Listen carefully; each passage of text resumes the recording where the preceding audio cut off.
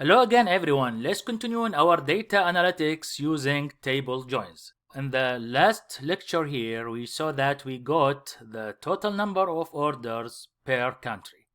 And if you click on this plus sign, you will get more granular data. You can find the number of orders per city instead of per country. So it's more drilling down in your granularity. Let's open another sheet. And let's this time find the number of customers in each country. Drag country in the canvas, change it to map, and if we want to measure the number of, if we want to find the number of customers, in this case the companies, in each country we should convert the dimension of customers to measures. We can either move company name or customer ID to the measures section because they are the same. In this case, we can find the number of customers in each country. So let's, for example, drag customer ID into measures, and now customer ID is a measure. And if you look at it, you will find it's a count.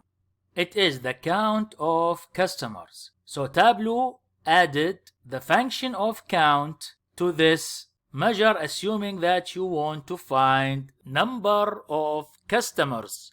So let's drag and drop it into the map, and let's drag and drop it again into label, and you can find that this is the number of customers or companies in each country.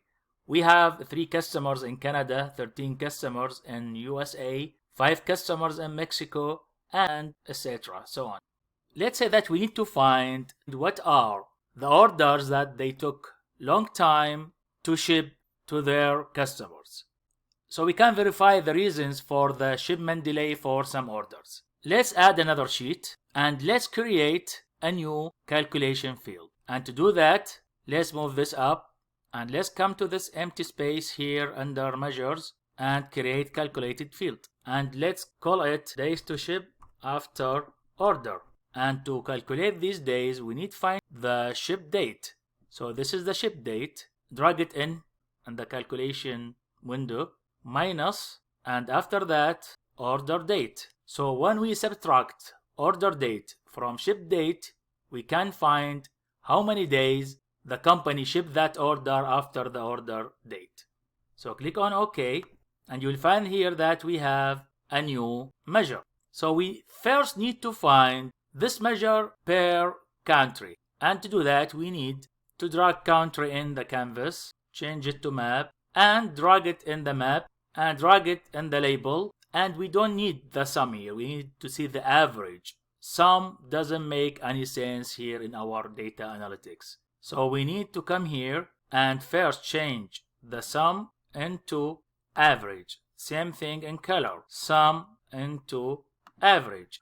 And now we can find the average days to ship an order after the order date. So based on that, in Canada we got the minimum average, which is good. That means the average period to ship any order in Canada is only about 6 days, while it is about 10 days in the USA and about 8 days in Mexico. And it might be more important to find it per customer. So add another sheet and let's do that per customer. Scroll up, drag in company name, and after that drag in days to ship after order. And we have here a table. Let's convert it to bar. So click this bar, and now we have sum. We need to convert it to average, and we have here the sum of days to ship. Let's do the same thing, add it to label and add it again to color. And let's sort it in a descending order. Close show me from here. And now we have the sum. And again, we said sum does not mean a lot here in our data analytics. Let's convert it again to average. So come here and select average. Same thing for color and same thing for text or label. And let's again sort it in descending order. So this company, Lazy K Country Store, has an average of 27 days to ship their orders, which is higher than other companies. We should verify why we need to wait this average of days to ship the order to this company. And you can see the gap between this company and all the other companies. So we can say that this is an outlier.